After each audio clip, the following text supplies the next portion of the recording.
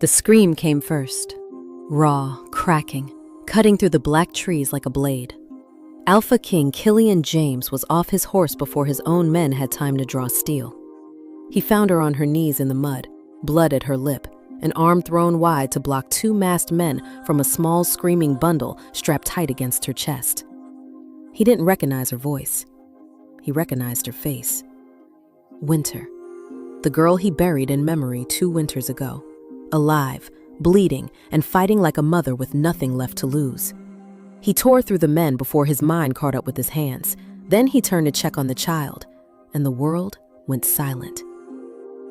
A birthmark, crescent and claw, pressed into a newborn's collarbone. The wolf moon crest, his family's mark, unbroken for 600 years, never once appearing on a child who wasn't born of the true bloodline. Killian's knees nearly buckled. Winter yanked the baby back before he could reach for him, eyes wild with something that wasn't gratitude. "You don't get him," she snarled. Killian had 1,000 questions. She had 2 years of reasons not to answer a single one. Before we continue, please like and subscribe to Tina's Romance Room. Also, tell me where you're watching from in the comments. Let's see how far this story travels. Now, let's get into it. Chapter 1. The story Killian gave the gate guards was thin enough to see through in torchlight, and he knew it the moment it left his mouth. A villager and her son, attacked on the North Road. She'll recover in the healer's wing. Captain Ryder Rivera, walking half a step behind him with Winter's weight still balanced awkwardly in his own arms since Killian refused to let go of the baby, made a small sound in his throat that wasn't quite a cough. "A villager," Ryder repeated. "Yes. Who you personally rode ahead to check on, twice, before we'd even cleared the tree line." "She was injured." "Sire, I've seen you ignore injured allies mid-battle to finish a kill count. You checked on her twice." Ryder's mouth twitched, fighting a grin he clearly considered inappropriate for the hour and the blood still drying on his gauntlets. "I'll allow you your lie. For now. But I want it on record that I noticed within roughly 4 seconds, and I will be bringing this up for the rest of my natural life." "Duly noted." "Every council meeting, every hunt, your wedding possibly." "Ryder." "I'm just saying, a villager doesn't usually make the Alpha King's hand shake."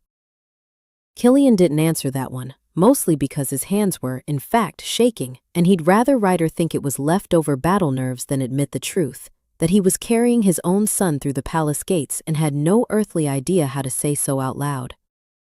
Word moved through a palace faster than any rider. By the time they reached the healer's wing, Astrid Pittman was already waiting in the corridor, dressed far too well for the hour, her smile arranged like she'd practiced it in a mirror on the way over. "A rescue," she said warmly, gliding closer to peer at Winter's pale, unconscious face with an interest that didn't match the sympathy in her voice. "How very noble of you, my king. And the child, hers?" "Yes." "How old?" "Astrid." "I only ask because he's beautiful." Her eyes didn't move to the baby's collarbone, but Killian's pulse spiked anyway, some animal part of him certain she already knew exactly what she was looking for. "You must let me help settle them in. I do so love a good rescue story." He didn't trust that smile. He hadn't trusted it in months, if he was honest with himself, and he was rarely honest with himself where Astrid was concerned. Queen Carolyn didn't smile at all. She appeared at the end of the corridor the way she always did, silent, upright, already disapproving before she had the full picture, and looked at the unconscious servant girl in her son's arms, and then at the wrapped bundle in his other, with an expression carved entirely out of Winter. "A villager," she said, echoing Ryder without a shred of his humor. "She was attacked, mother. And you carried her here yourself. Past your own men. Past protocol." Her gaze flicked once to the baby's face, and something moved behind her eyes that Killian couldn't name and didn't like. "How very unlike you, Killian." She didn't ask whose child it was. That, more than anything, was what told him she already suspected, and that whatever came next, his mother would not be on his side of it. Chapter 2. Winter woke sometime past midnight, and the first thing she did with her returned consciousness was lie about everything. "I don't know you," she said, when Killian asked, gently, if she remembered him. Her eyes said otherwise. Her voice was flat as a closed door. "Winter, I don't know that name either." 2 guards stood posted outside her chamber under the polite fiction that they were there for her protection, which was true, and also for the fact that Killian didn't trust her not to vanish the moment she could stand, which was truer. She answered every question the same way, silence, or a lie so thin it was almost an insult, as if she wanted him to know she was lying and simply didn't care whether he minded. "The boy's name," Killian tried, quieter. Something flickered across her face at that, the first honest thing he'd seen from her all night, before she shuddered it. "He doesn't need you to know it." He left before he said something he'd regret, and somehow ended up with the baby anyway, because Winter had gone rigid the moment the child so much as fussed near her bruised ribs, and Killian had said, too quickly, "I'll take him," before either of them had agreed to any such arrangement. Which was how the Alpha King of a 600-year bloodline came to be standing in the healer's wing at 1 a.m, holding a screaming infant like it might detonate. "You're doing it wrong," said Helen Stout, not looking up from her herb ledger. "Which part?" "All of it." She turned a page. "The arm, the bouncing, your face, particularly your face." "Helen, I'm a healer, sire, not a nursemaid, and I've delivered exactly enough royal babies in my career to know that watching a king panic is one of the few free entertainments left to a woman my age."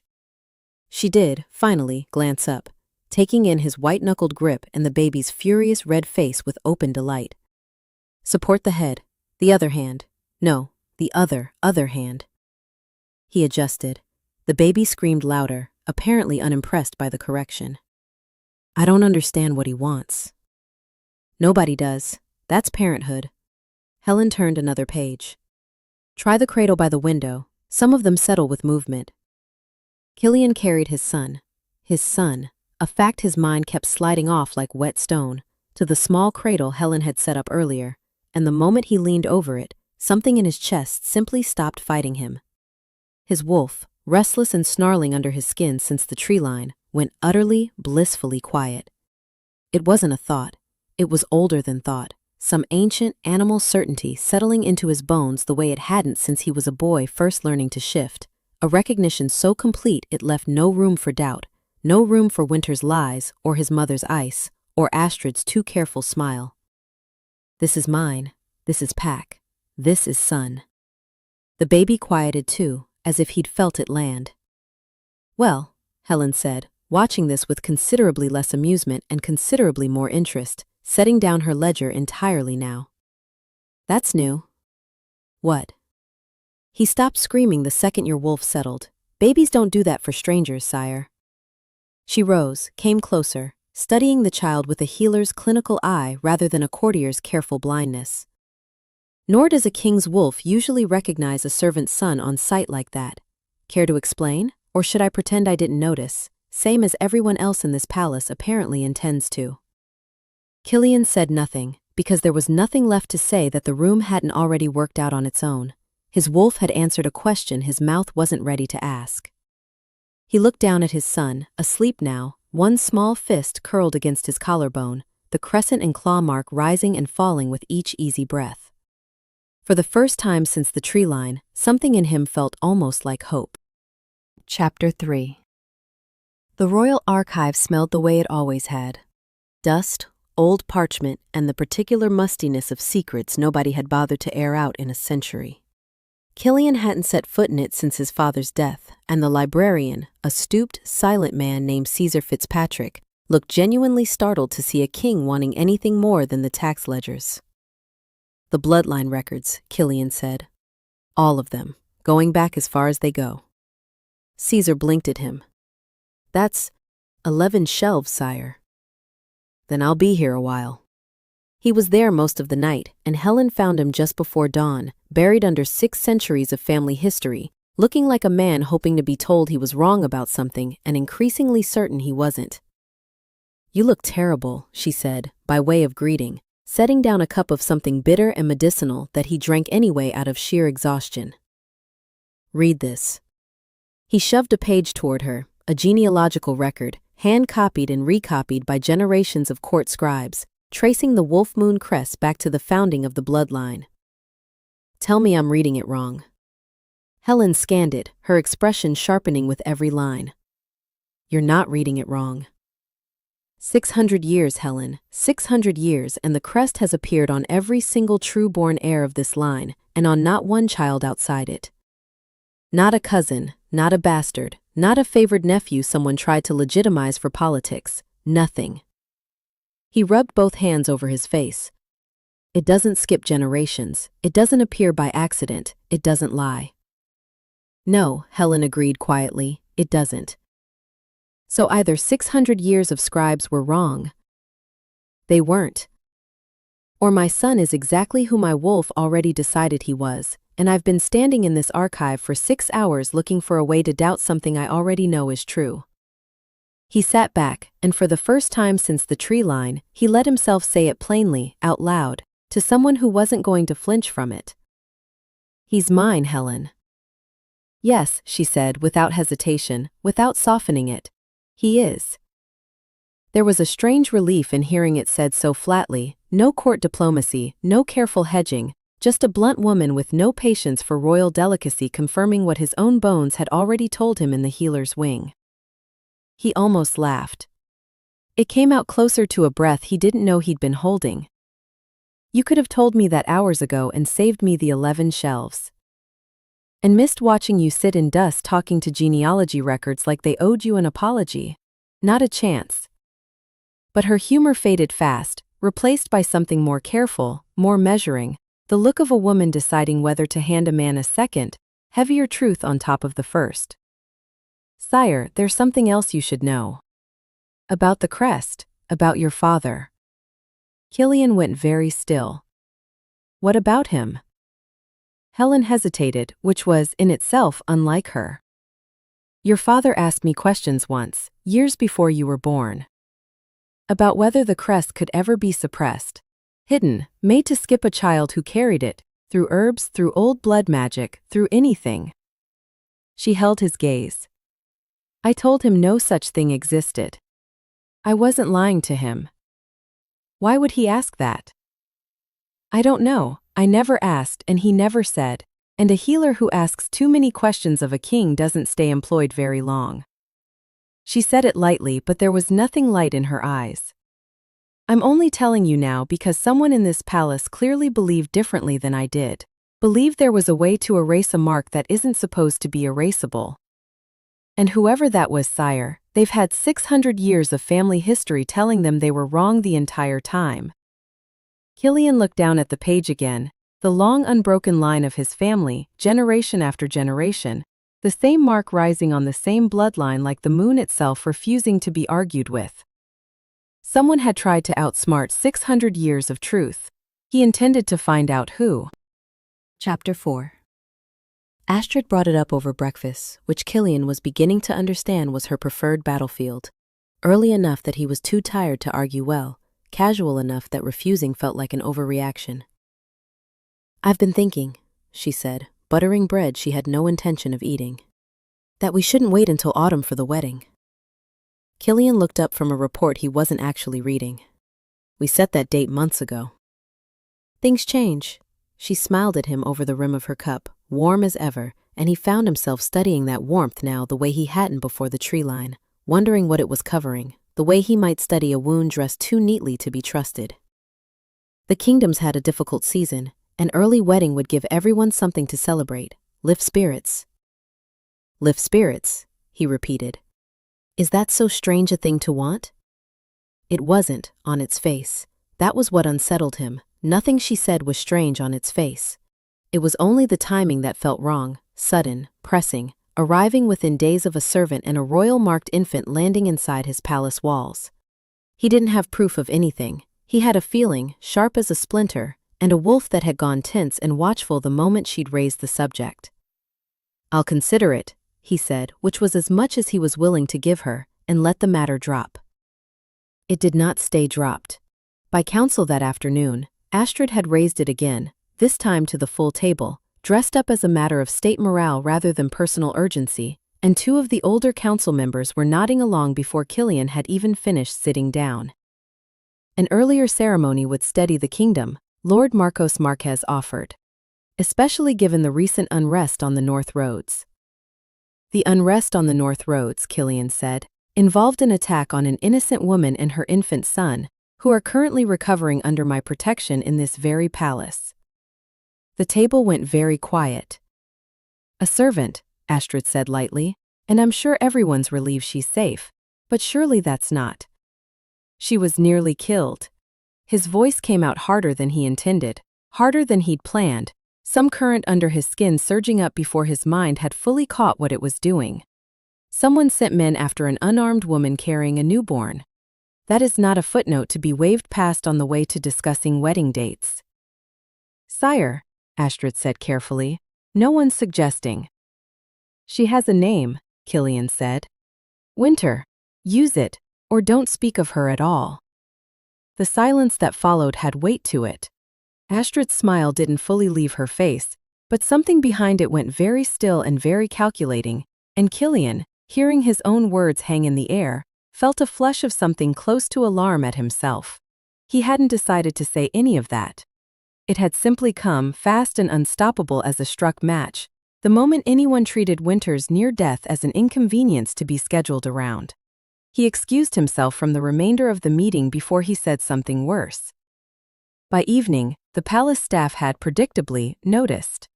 He came around a corner near the kitchens to find two maids and a stable hand deep in a conversation that died the instant they saw him, badly, guiltily, the way conversations only die when they were very much about the person who just walked in. Continue, Killian said dryly. I insist. The younger maid, a girl named Fernanda Bond who clearly hadn't yet learned the art of a convincing lie, went scarlet. The stable hand suddenly found his boots fascinating. It was the older maid, Denise Steele, who finally cracked, arms crossed, entirely unrepentant.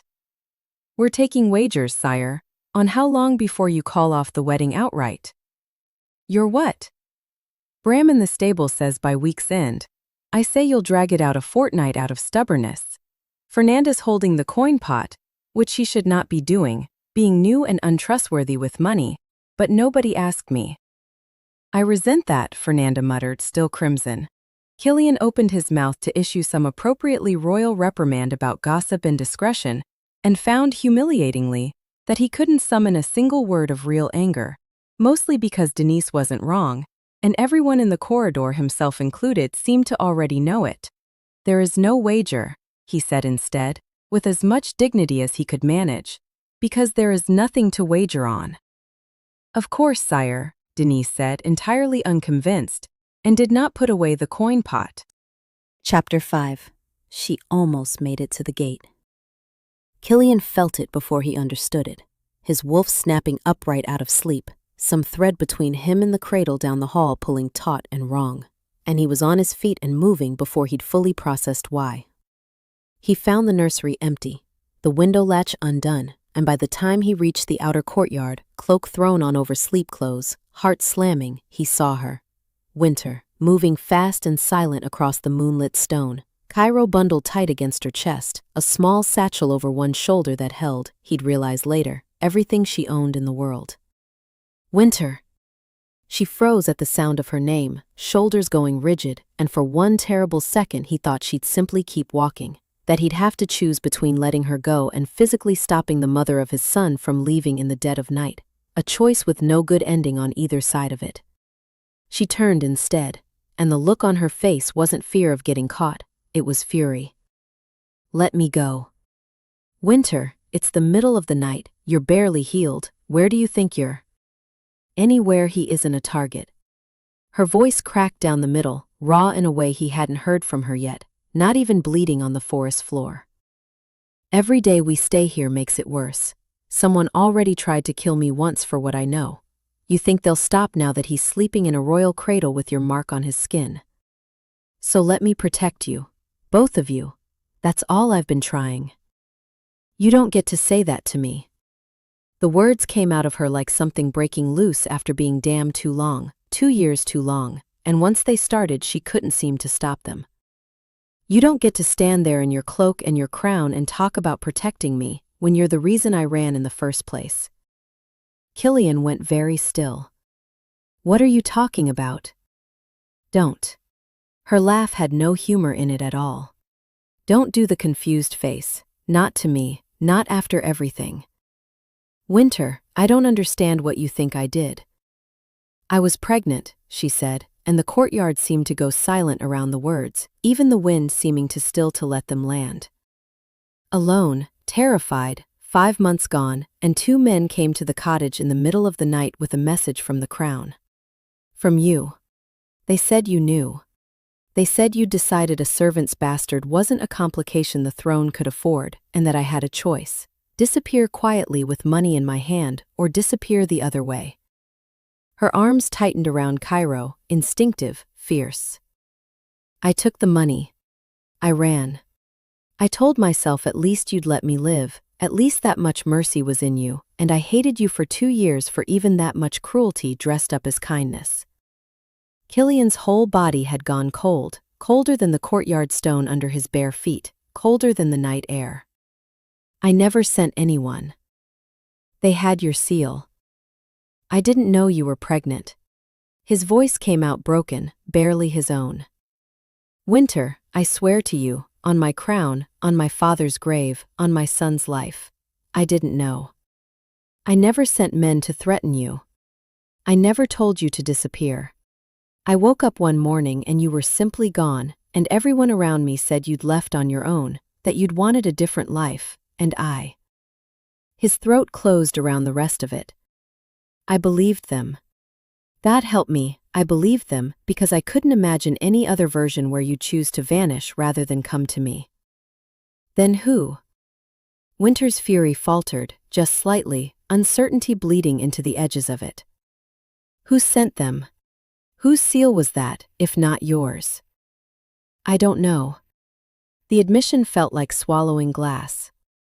"But I intend to find out, because someone in my own palace lied to both of us at once, 2 years apart, and let us hate each other for it while they got exactly what they wanted."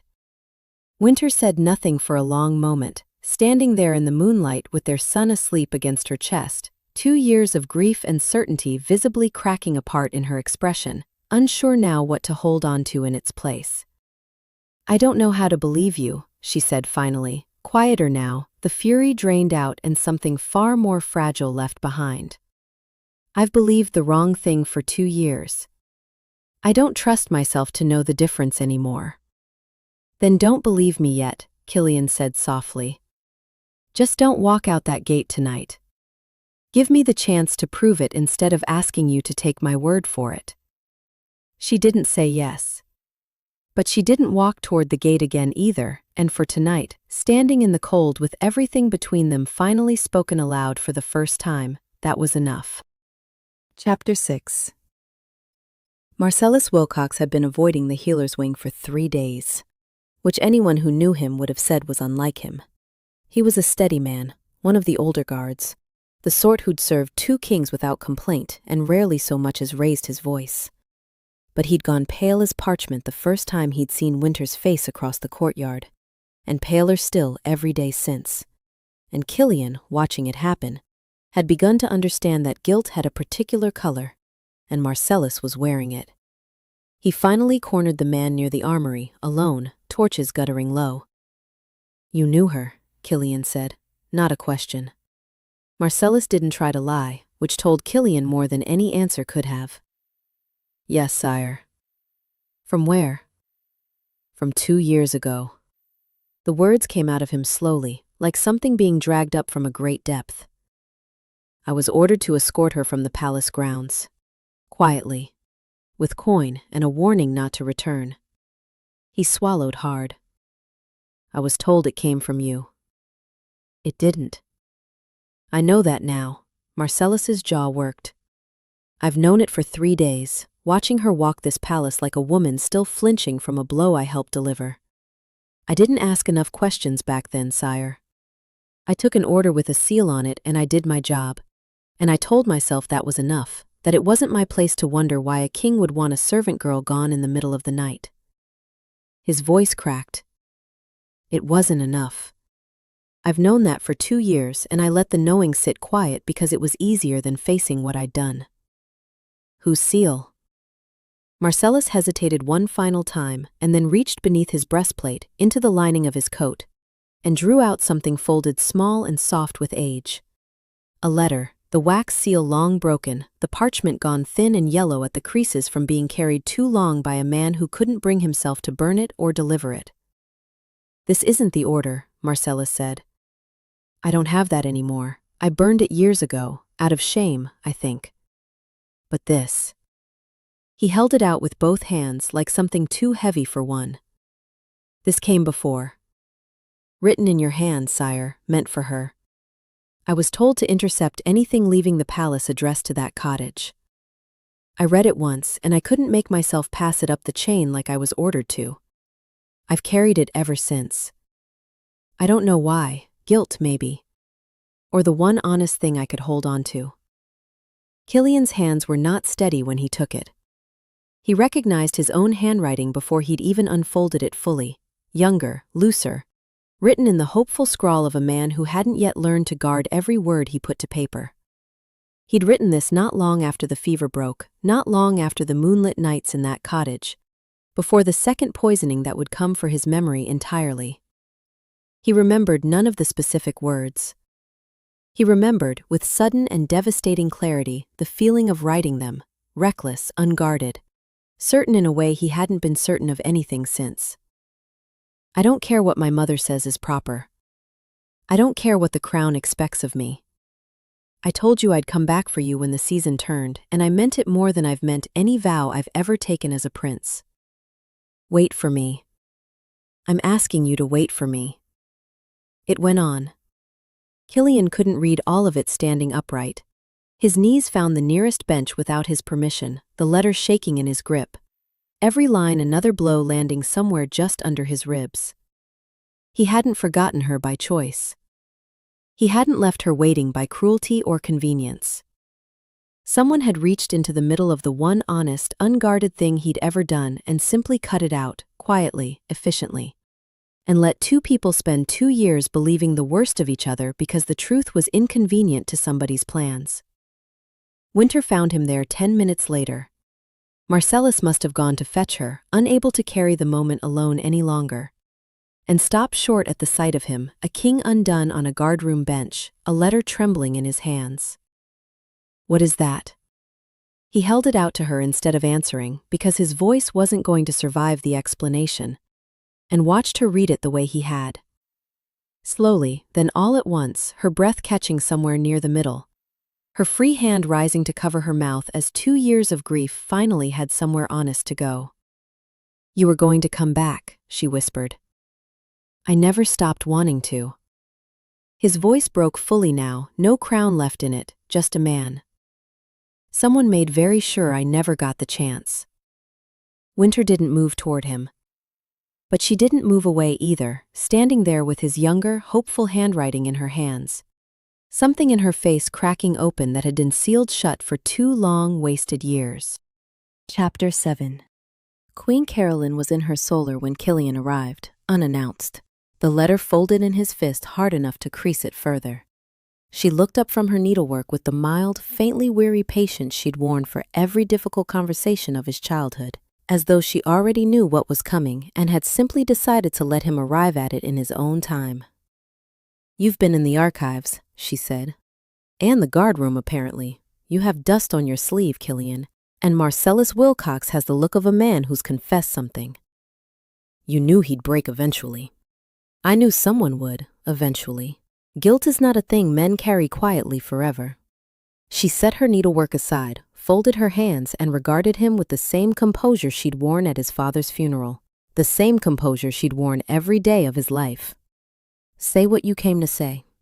He set the letter on the table between them. Then, one by one, he laid the rest of it beside it, the timeline he'd built over 3 sleepless days, Marcellus's account of the seal and the coin and the warning, Astrid's sudden urgency for an early wedding that had started the very week Winter arrived inside these walls, the archive records proving a mark that had never once in 600 years appeared where it shouldn't. 2 years ago, Killian said. Someone intercepted a letter I wrote to a servant girl I loved. Someone forged my seal, sent men to threaten her while she was pregnant and alone, and told her I wanted her gone. And somewhere in that same window, someone made very sure I forgot enough of what happened between us that I never went looking for her at all. His voice had gone low, dangerous, a register he didn't recognize in himself. I want to know if that someone was you. Carolyn didn't flinch. She didn't reach for denial, didn't perform shock or wounded innocence the way he'd almost hoped she would, because a lie, even a bad one, would have been easier to hate than what actually crossed her face. A kind of tired, unapologetic certainty, the look of a woman who had made peace with the decision long before her son ever thought to question it. Yes, she said simply. It was me. The single word landed harder than any denial could have. Say the rest of it, Killian said when she offered nothing further. Don't make me drag it out of you in pieces. You'd fallen in love with a servant girl during a fever, Killian. A fever brought on, I'll remind you, by a poisoning we never fully solved. And instead of coming home shaken by an attempt on your life, you came home speaking of moon bonds and promises to a cottage girl, ready to throw 600 years of succession into chaos for a woman you'd known a matter of weeks. Her voice stayed level, reasonable, the voice she'd used to explain lessons he'd hated as a boy. I did what I believed a mother owes a son unable to see past his own heart in that moment. I removed the letter before it could be delivered. I ensured she left before the attachment could deepen into something neither of you could undo. And when the poisoning that stole your memory of her happened to occur soon after, a small, humorless pause. I confess I did not grieve the timing as I perhaps should have. You knew about the second poisoning. I did not order it, she said, and something in her tone told him that, at least, was true. But I did not stop it either, once it had happened, because it solved a problem I had already spent considerable effort trying to solve myself. I let you believe your memory loss was simply another consequence of illness because the truth was inconvenient, and because, I will not lie to you now, having started, because it was easier. She was pregnant, Mother, alone, threatened. You let her believe I ordered men to threaten a woman carrying my child. I did not know about the child, Carolyn said, and for the first time something genuine cracked through the composure, not guilt exactly, but a flicker of something close to it. That much I did not orchestrate, and had I known she stopped herself, recomposed. It changes some things, it does not change my reasoning at the time. You do it again. Carolyn met his eyes without hesitation, without softening, and answered him the way she answered everything, with the terrible, unshakable certainty of a woman who had never once doubted her own judgment. I would do everything the same, she said, except the part where I let you learn it from someone else. Killian looked at his mother, really looked at her, perhaps for the first time in his life, and understood, with a cold and total clarity, that the woman before him did not see herself as a villain, would never see herself as one, and that this, more than any confession, more than any apology she would never give him, was the most frightening thing he'd learned all week. Chapter 8. The Great Hall had been dressed for a wedding that was never going to happen, though only Killian and a handful of others in the room yet knew it. Astrid had gotten her early ceremony after all, not the wedding itself, but the formal legitimization rite that preceded it. The ancient ritual where the kingdom's nobility gathered to witness a betrothal made official under Pack law. Banners hung from the rafters. Every lord and lady of standing had turned out, dressed in their finest, murmuring behind gloved hands about the sudden change of pace, the servant girl recovering in the healer's wing, the whispers that had been sweeping the palace for a week and refused to die down no matter how firmly the crown tried to smother them. Killian stood at the dais, in his father's old ceremonial mantle, Winter in Cairo positioned deliberately at his side rather than tucked away as Astrid had twice, carefully, suggested. For Cairo's safety, she'd said, so sweetly it had taken every ounce of his restraint not to answer her plainly in front of the whole court. He'd refused both times. He wanted them seen. He wanted, more than anything, for whoever had spent 2 years hiding this truth to watch it stand in the light. Astrid arrived in ceremonial white, radiant, composed, playing the role of a woman 1 hour from securing everything she'd spent years arranging. She curtsied to the court. She curtsied to Killian. And then, with a small, practiced gesture toward two of her own household guards stationed near the side entrance, she said, lightly for the benefit of the watching nobles, "Given the unrest of recent days, I've arranged additional protection for the child, so he needn't be exposed to a room this large and unfamiliar. My men will see him safely to the nursery during the rite." It was almost elegant, Killian would think later. Almost clean. Get Cairo out of the room under the guise of concern, remove the one piece of evidence a court full of nobles could see with their own eyes, and finish the ceremony before anyone thought to ask why the king's supposed rescued villager and her son needed to be present at all. Winter's arms tightened around Cairo, every instinct in her rejecting the suggestion before her mouth caught up to it. "He stays with me." "It's only a precaution," Astrid said smoothly, already nodding her men forward. They didn't make it 3 steps. Ryder Rivera moved first, fast and unhurried at once, the way trained soldiers moved when they'd been waiting for exactly this, and put himself bodily between Astrid's men and the dais before either guard had finished their second stride. Marcellus Wilcox came from the opposite side, blade half drawn, his face set with the particular grim resolve of a man determined to undo, however small the gesture, some fraction of the harm he'd once helped cause. "These aren't palace guard," Ryder announced, loud enough to carry to every corner of the hall, loud enough that the murmuring nobles went instantly, utterly silent. "I checked the rosters myself an hour ago. These men answer to Lady Astrid's household, not the crown." "A misunderstanding," Astrid said, her composure cracking for the first time, a thin note of panic slipping under the smoothness. "I only meant—" "You meant to remove my son from this room," Killian said, and his voice, pitched to carry across the entire hall, silenced whatever she'd been about to offer next. He stepped forward, off the dais, until he stood level with the court rather than above it, a king choosing, deliberately, to be seen as a man making his case rather than a ruler issuing decree. "2 years ago," he said, "a letter I wrote was intercepted before it could reach the woman I loved. A forged order, carrying my seal, sent men to threaten her while she carried my child and told her I wanted her erased from my life. My own memory of that love was stolen from me soon after, in a manner I am still uncovering the full truth of. And in the days since that woman and my son arrived back within these walls, I have watched attempt after attempt made to remove them quietly, to hurry a wedding forward before the truth could surface, to get my son out of a room the moment his presence became inconvenient to somebody's plans." He turned, finally, to face Astrid directly and let the court see exactly what he thought of her practiced composure now. "By Alpha law," he said, "a true-born heir bearing the Wolf Moon crest cannot be denied recognition by his father once claimed before witnesses. I claim him. Cairo, son of Killian James and Winter Carey, before this entire court, is my heir and my son, and any further attempt to remove him from this hall, or from my protection, will be treated as an act against the crown itself." The silence that followed had the particular weight of 600 years of history rearranging itself in real time. Astrid didn't move. She didn't need to.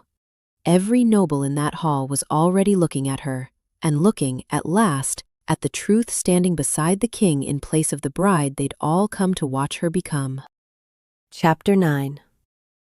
Astrid was gone within the fortnight, escorted to the border under guard with considerably less ceremony than she'd arrived with, her household stripped and her hired men handed over to the crown's justice to answer for what they'd nearly done in front of an entire court. Queen Caroline kept her title because 600 years of precedent made removing a crowned mother a messier business than Killian had patience for in that first raw week. But the council seats she'd held for 2 decades were quietly, formally stripped from her, one by one, until her voice in matters of state carried no more weight than any other noble's opinion offered at dinner. She did not fight it. That, more than anything, unsettled Killian most. His mother, who had never once in his memory accepted a loss without argument, simply absorbing this one in silence and turning her attention instead towards something she seemed to understand, belatedly, mattered more. She started small, a gift left outside the nursery door. Soft, well-made, no note attached because she didn't yet trust herself to know what to write.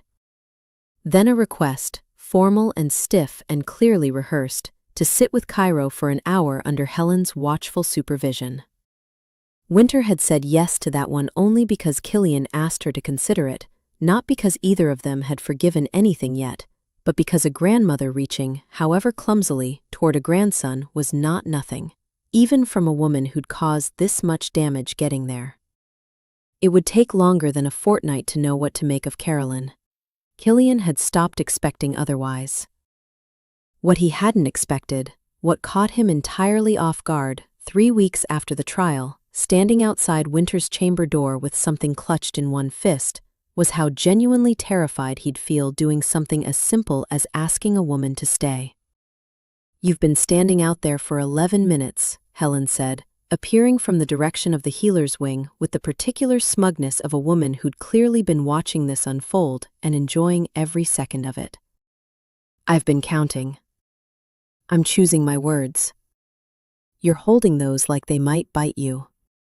She nodded at the small, slightly crushed bundle in his hand, wildflowers, the kind that grew along the North Road, the kind he had absolutely no talent for arranging and had, in a moment of desperation that morning, dragged Helen into helping him select.